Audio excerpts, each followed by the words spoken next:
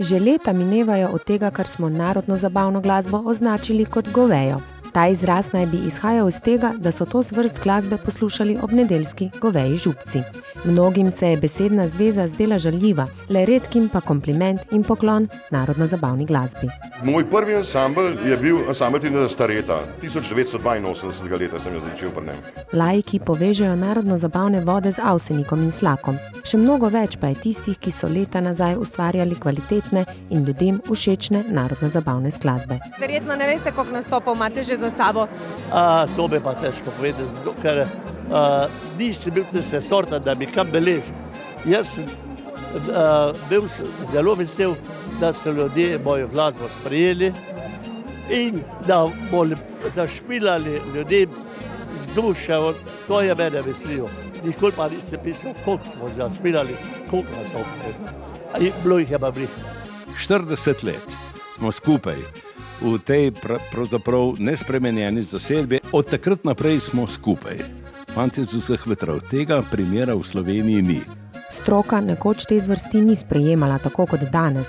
Danes so mnogi narodno-zabavni glasbeniki visoko izobraženi. Mnoga ljudska glasbila, kot je na primer diatonična harmonika, pa so si utrla pot v javno glasbeno šolstvo. V prejšnjem stoletju temu ni bilo tako. Mladi in predvsem stroka se je tako rekoč sramovala in zaničevala narodno-zabavno glasbo. Marsikdo se je skoraj da bal priznati, da ima to muziko rad. Že legendarni Avseniki so z izobraženo stroko imeli precej težav, še posebej takrat, ko so uspeli v tujini. Razmah in trdnejše priznavanje se je pričelo v 80. in 90. letih prejšnjega stoletja s številnimi narodno-zabavnimi oddajami in javnimi dogodki. Predvsem pa bi pa rekel nekaj, da se nam Slovencem ni treba bati za slovensko narodno-zabavno muziko. To je da je registriranih okrog 400-500 ansamblov, še več jih je neregistriranih in hvala Bogu, da lahko rečemo Slovenci, to je to. Mnogi pa menijo, da je prav zaradi kvantitativnega razmaha začela upadati kvaliteta. Manje izvirnosti, strasti in ustvarjalnosti. Zdaj ni več toliko izvirna, niso izvirna več toliko besedila. Te tehnične možnosti, ki so razni pripomočki, ki lahko, predstavljaš ritem, intonacijo, to pači to glasbo, pa ni več toliko izvirna. Ansambli manj vadijo in niso več toliko izvirni. Seveda so pa zdaj, bom rekel, mlajši ansambli, ki so na sceni, ki pa ubirajo malo bolj moderne prijeme, malo bolj moderne note in tudi to je dobrodošlo, mora biti, ne. Novinar, urednik, voditelj in pisec besedil Igor Pirkovič je precej kritičen do današnje mladine. Danes je več vsega, toliko je več boljših, toliko več slabših besedil, ker je dosti več te proizvodnje, jaz pravim, vse skupaj gre na kvantiteto, na količino, potem pa nekaj sklad pride ven, ne? Pa še nekaj je, premalo je biti, niso drzni, ampak to niso cenjeni v te pravih glasbenih krogih, ne? Ker ti moraš biti kvalitetno drzen. Drznost pomeni dobro uporabljati priložnosti, ki jih nudi slovenski jezik.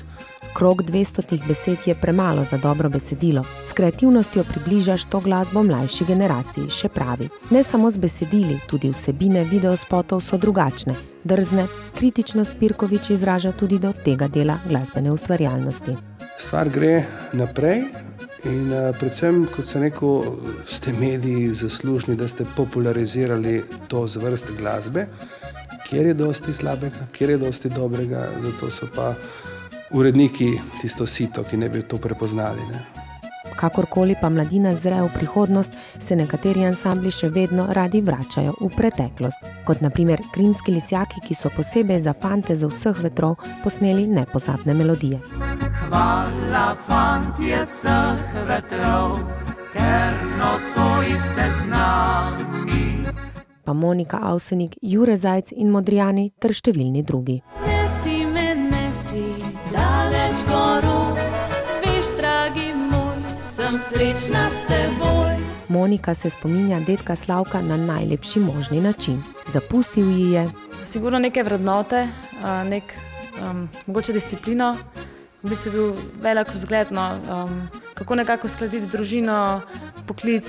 Dedka Nika Zajca se spominja mladi Jure Zajc, ki nese ime Zajc naprej v svojem lastnem ansamblu. Zelo sem hvaležen, da mi je vesolje dalo to, da imam tako glasbeno zapuščino za sabo. Je pa to tudi po eni strani majčkeno breme, ker ljudje pričakujejo, Zajc, zdaj pa to mora biti neki orang, nekaj kvalitetnega. Modrijani na svojih nastopih prepevajo številne skladbe starejših ansamblov in se jih spominjajo z veliko mero časti in odgovornosti. Od tistih še živečih in tistih, ki se jih spominjajo samo še preko pesmi, so se veliko naučili. V družinskem smislu, v smislu, da moraš neke stvari delati z dušo, srcem, tako da smo res počaščeni. To čast, da se je učil od samih bratov Avsenik, je imel Igor Podpečan, ko je leta 1989 v zasedbi zamenjal baritonista Sosa. Tam sta vladala red in disciplina. Je bilo torej strogo, ko se je šlo za glasbo, predvidevam, da ja. Zelo, najbolj strogo. Ja. Če ponovimo besede fantov vseh vetrov, ni se nam treba bati za slovensko narodno zabavno glasbo. Vsi jo radi prepevajo. Smo recimo naredili od Slavka Avsenika, tudi priredbo. Zapuščino imamo, voljo tudi talentiranih posameznikov še in še. Harmonikarski virtuoz Robert Gotter je celo razvil poseben računalniški program za učenje diatonične harmonike na daljavo in zanj je že pred desetletjem v Berlinu prejel prestižno nagrado. Vsekakor smo tudi mediji tisti, ki močno sooblikujemo narodno zabavno sceno. Zato se bomo še naprej trudili, da nam bo ta vsakodnevno lepšala ure in minute.